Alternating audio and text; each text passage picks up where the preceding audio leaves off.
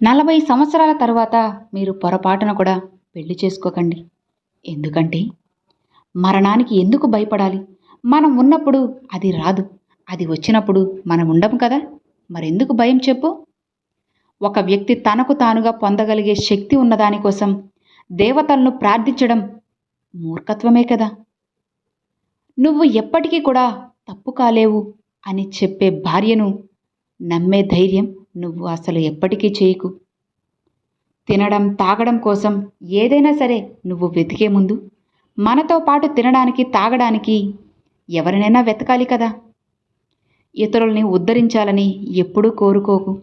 ఎందుకంటే నీకు తెలిసినవి వారు ఆమోదించరు, వారు ఆమోదించినవి నీకు అస్సలు తెలిసుండవు అని తెలుసుకో.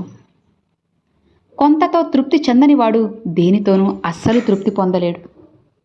జీవితాంతం ఆనందాన్ని అందించగల అన్ని మార్గాల్లో చాలా ముఖ్యమైనది మంచి స్నేహితుల్ని సంపాదించడం. నిజమేనా? గారాబం వల్ల ధైర్యం పెరగదు. కష్ట సమయాలను తట్టుకొని కష్టాలను సవాలు చేస్తే అది అప్పుడు పెరుగుతుంది. మన దగ్గర ఉన్నదానితో కాదు, మనం ఆనందించే వాటితోనే మన సమృద్ధి అనేది కలిగి ఉండేది. మన స్నేహితుల సాయం మాత్రమే కాదు, వారు మనకు సాయం చేస్తారనే నమ్మకం కూడా మనకి ఖచ్చితంగా సాయపడుతుంది. గుర్తుపెట్టుకో, మూర్ఖుడి జీవితంలో కృతజ్ఞత అనేది ఖాళీగా, అలానే భయం అనేది చాలా నిండుగా ఉంటుంది. సరిపోయింది సరిపోని ఏ వ్యక్తికి ఏదీ సరిపోదు కదా. విలాసము ఆనందమయ జీవనానికి ప్రారంభం, అలానే ముగింపు కూడా. భయాలతో బంగారు మంచంపై నువ్వు పడుకోవడం కన్నా ఎలాంటి భయం లేకుండా దర్జాగా నేలపై పడుకోవడమే ఎంతో మేలు కదా. ఎంత పెద్ద కష్టం అధిగమిస్తే అంత గొప్ప కీర్తి నీకు పొందగలవు. ధనవంతులుగా మారడంతో అంతం కాదు, అప్పుడు కేవలం చింతలు మాత్రమే మారుతాయి. నీవు ఒక వ్యక్తిని సంతోష పెట్టాలనుకుంటే అతని ఐశ్వర్యాన్ని పెంచనక్కర్లేదు, అతని కోరికల్ని తగ్గించు సరిపోతుంది. 40 ఏళ్ల తర్వాత అస్సలు పెళ్లి చేసుకోకు. ఎందుకంటే పెళ్ళి ప్రకృతి సహజం కాదు, మానవ నిర్మితం. ద్వేషానికి బదులుగా ఉపదేశించు, ధిక్కారానికి బదులుగా ఒక్క చిరునవ్వు నవ్వు చాలు.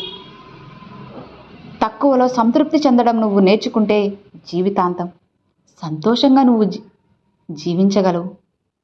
మూర్ఖుడి అదృష్టం కంటే బుద్ధిమంతుడి దురదృష్టం అనేది ఎంతో గొప్పది కదా. అన్ని బాధలను తొలగిస్తే అదే ఆనంద శిఖరపు అంచవుతుంది. గుర్తుపెట్టుకో, నీ జీవితం చాలా సంతోషంగా మారాలి అంటే కొన్ని విషయాలను ఎప్పటికీ కూడా నువ్వు మర్చిపోకూడదు. అలాంటి విషయాలు నీతో పాటు నువ్వు ఉంచుకుంటేనే జీవితం మారుతుంది. ఆ దేవుడు చూడడం లేదు కదా, ఏదో ఒకటి చేద్దాంలే అనుకుంటే నీ మూర్ఖత్వం అవుతుంది. ఆ భగవంతుడు ఖచ్చితంగా నిన్ను చూస్తూనే ఉంటాడు.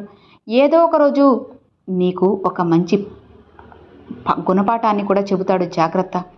దేవుడు చూడడం లేదులే, ఏం కాదులే, ఎవరు ఏం చేస్తారులే అనుకుంటే అది నీ పొరపాటు అవుతుంది. అలా ఎప్పుడు అనుకోవద్దు, వెనకడుగు వేయకు. అర్థమైంది కదా. Thanks for watching friends.